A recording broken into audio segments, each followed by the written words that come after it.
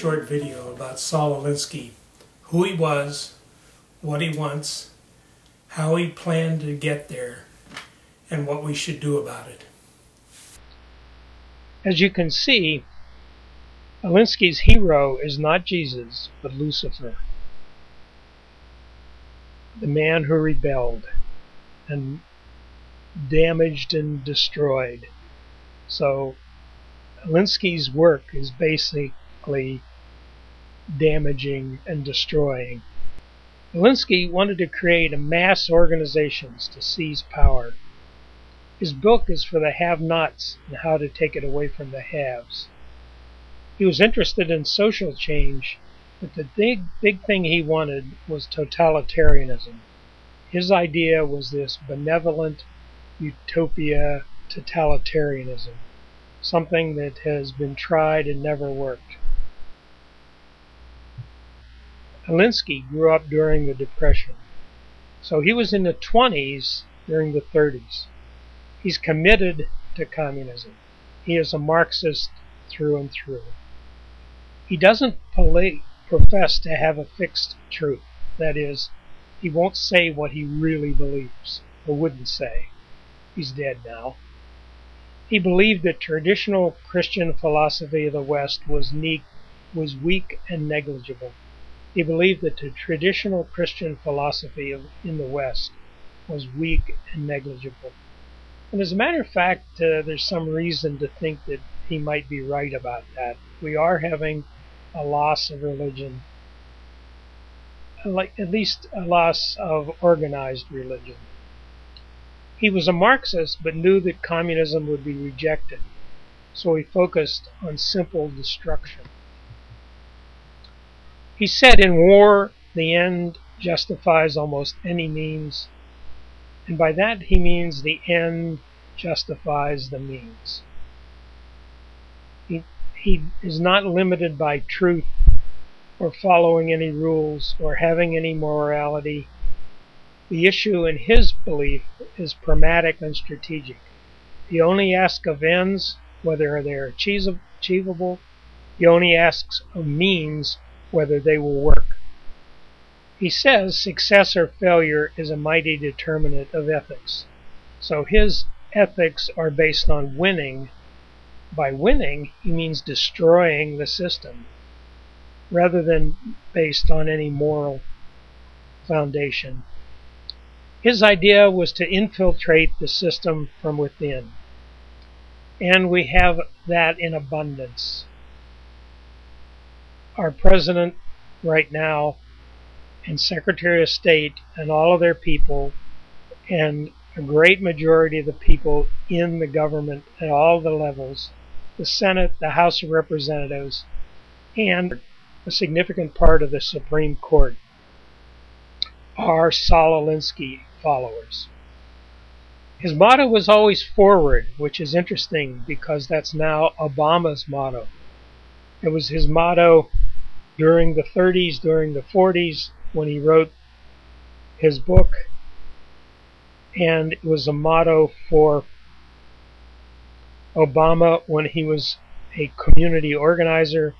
Alinsky, by the way, was a community organizer. That's what he called himself. He wanted to do the conversion incrementally. His conversion was from the Constitution, Declaration of Independence, free market capitalism, to Marxism. And as a matter of fact, if you really look what we've done, we have substantially converted. His idea is to make the enemy to live up to his own book of rules. That when challenged, it's always First Amendment freedom for any of the really bad stuff that they do. His tactic is to use ridicule. If you notice, whenever a Republican gets a little power, the left immediately tries to ridicule. They ridicule a person's hair, his height, his weight, his ears. It doesn't matter. But they focus on ridicule rather than debating because they know they can't win a real serious debate. They want to keep the pressure on. That is, they come up with something like some freedom they believe, or some point, and they pound and pound and pound and pound until they get it. Then they go to the next one. They pound and pound and pound and pound until they get it.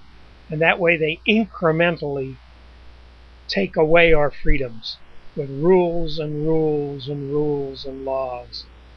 He says that power is not what you have, but what the enemy thinks you have. And people have used it on many occasions. They bluff, and we have to know that we just need to call their bluff at every turn. He says the price of a successful attack is a constructive alternative. In other words, you only don't do something because there's something more nasty you can do. How do we combat that? First of all, we need to point out that the opposition is using Saul Alinsky techniques. That is, we need to make Saul Alinsky and Saul Alinsky techniques the common vocabulary of everybody in the country. So when somebody does the ridicule thing, people can say, oh, they're just using Saul Alinsky. They don't have any way to debate this seriously. They're using Saul Alinsky. They're not bound by the truth. They're using Saul Alinsky. They're trying to divert us. So whatever the Saul Alinsky technique is, we just need to call them on it and call them on it and call them on it. And then we need to use the Alinsky technique of keeping the pressure on. No Republican ought to ever get up without saying Solyndra and Keystone Pipeline and Fast and Furious, and just over and over and over and over. And we need to call a lie and keep calling it a lie. None of this, well, I don't think that's quite the truth. Say, he's a Saul Alinsky liar. He's a Saul Alinsky liar. Because, and I guess I'll go back to the Hitler notion that if you repeat something long enough, a lie becomes the truth. Well, that won't be the case if we keep calling it a lie. A lie will really be a noticeable lie. And the next thing is we need to tell the truth. You can't be a fellow liar. You just have to tell the truth, and people will respect you for it. One of our founders says people will sometimes be encouraged by the truth, and other times be astounded. The bottom line, being passive is doom. Go along to get along is the road to totalitarianism. If we just say, well, okay, we can give them that, we can give them this, well, we'll do this next time, well, we'll put this off for now. If we do that, we're done for.